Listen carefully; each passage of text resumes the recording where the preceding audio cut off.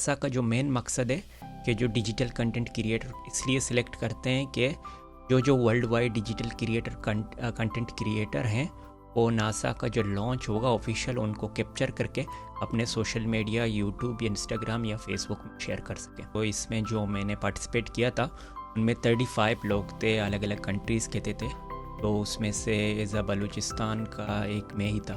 ये NASA vehicle building मतलब इसी तो काम के रॉकेट वगैरह ऐसा बनाए ना।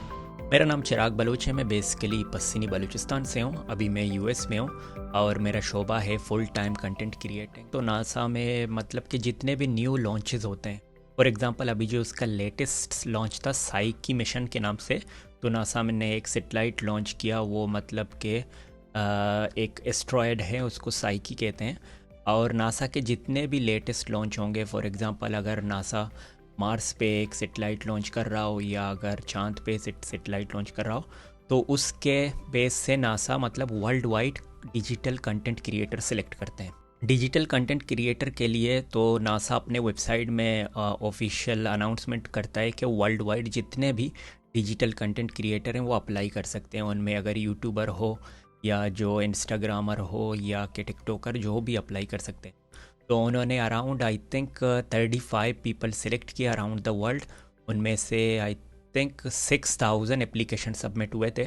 नासा सोशल का मेन मकसद ये है कि नासा वर्ल्ड वाइड जितने भी डिजिटल कंटेंट क्रिएटर सेलेक्ट करते हैं उनके लॉन्च के लिए। तो ये लॉन्च का मतलब 2 डेज़ का इवेंट होता है। फर्स्ट डे वो मतलब जितने भी डिजिटल कंटेंट क्रिएटर हैं उनको मतलब कि नासा में जितने साइंटिस्ट हैं उनसे हम मिले थे और वहाँ पे जो एस्ट्रोनट्स हैं उनसे मिले थे। उन्होंने अपना एक्सपीरियंस शेयर किया, तो हमने का एक्सपीरियंस अपने कैमरा में कैप्चर किए। और इसके बाद नासा न्यूज़ सेंटर हमने देखा, नासा का जो मेन हेडक्वार्टर था, तो वहाँ पे हमें वो ले गए। इसमें व्हीकल सेंटर था जहाँ पे वो सैटेलाइट बनाते हैं, उनके हमने मतलब फ़ोटोज़ वीडियोज़ कवर किए हैं।